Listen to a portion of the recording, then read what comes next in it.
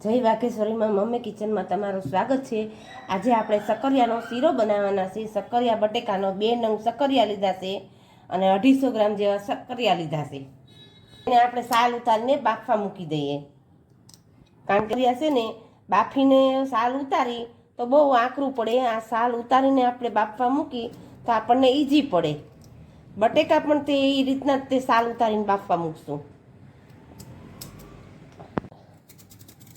અને બહુ બાફવાના નહીં સક્કરિયા, સેજ અમથા થોડાક અમથા બફાય એટલે તરત કાઢી લેવાના।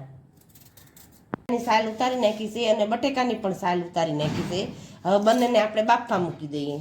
ગરમ કરવા મૂકી દીધું છે મેં। પહેલા સૌ પ્રથમ પહેલા નીચે બટેકા એડ કરી દઈએ અને પછી ઉપર સક્કરિયા મૂકી દઈએ અને આને ઢાંકવા મૂકી દઈએ। આપણા સક્કરિયા છે એ બાફવા મૂક્યા હતા તે બફાઈ ગયા કે નહીં જોઈ લઈએ આપણે। હા, આપણા સક્કરિયા સરસ બફાઈ ગયા છે। નીચે આપણે બટેકા મૂક્યા હતા, બટેકા પણ આપણે જોઈ લઈએ। હા, બટેકા પણ સરસ બફાઈ ગયા છે, બંને વસ્તુ સરસ થઈ ગઈ છે। બટેકા ક્રશ કરી નાખી એકદમ। હવે આપણે સક્કરિયા પણ ક્રશ કરી નાખી।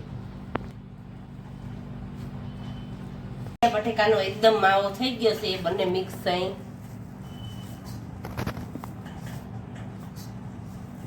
સક્કરિયા ગળ્યા જ હોય એટલે બહુ આપણે ગોળ લીધો નથી। ગોળ 100 ગ્રામ અંદાજા છે, 100 ગ્રામથી 150 ગ્રામ જેવો છે।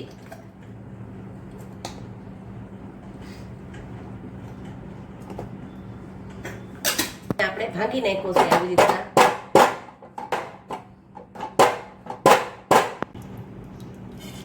ઘી આમાં બહુ જોતું નથી।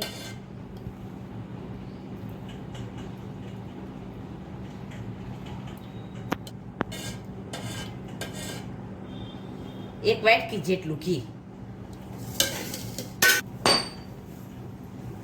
હવે આ હલાઈ નાખીએ।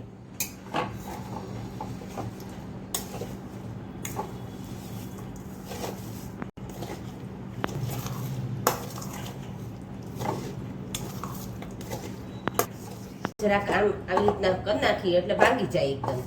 ઘીનો ગરમ થયો હોય ને એટલે તરત ભાંગી જાય। ઓગળે અને આપણે એકદમ ક્રશ થઈ જાય, રસ એકદમ ત્યાં સુધીનો કરવાનો, કે આપણે એવો કઈ બહુ પાક નથી કરવાનો આનો।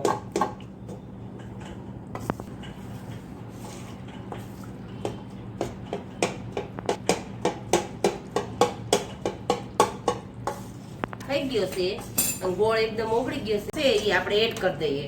થોડોક થોડોક એડ કરી નાખવાનો।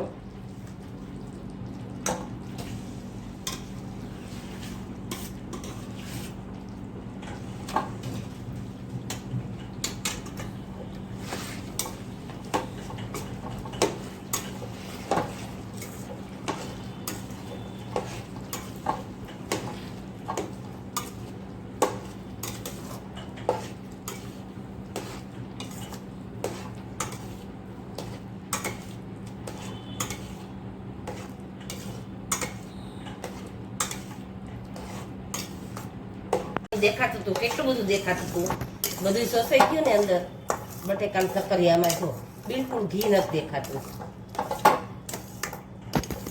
આપણે વાટકી ભરીને ઘી નાખ્યું હતું, બિલકુલ ઘી નથી દેખાતું। હવે આપણો શીરો તૈયાર થઈ ગયો છે।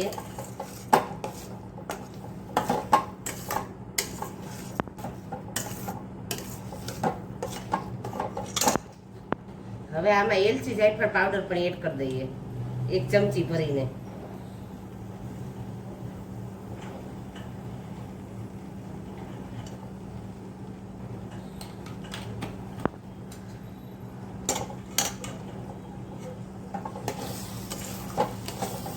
બિલકુલ ઘી નથી દેખાતું જો, અને એક રસ સરસ મજાનો થઈ ગયો।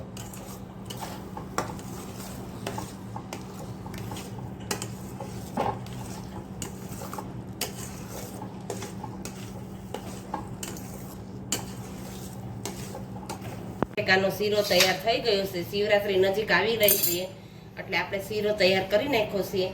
અમારી રેસીપી કેવી લાગી તે તમે કોમેન્ટ કરીને જણાવજો. જો તમને અમારી રેસીપી પસંદ આવી હોય તો અમારી ચેનલને શેર કરજો, સબસ્ક્રાઈબ કરવાનું ભૂલતા નહીં.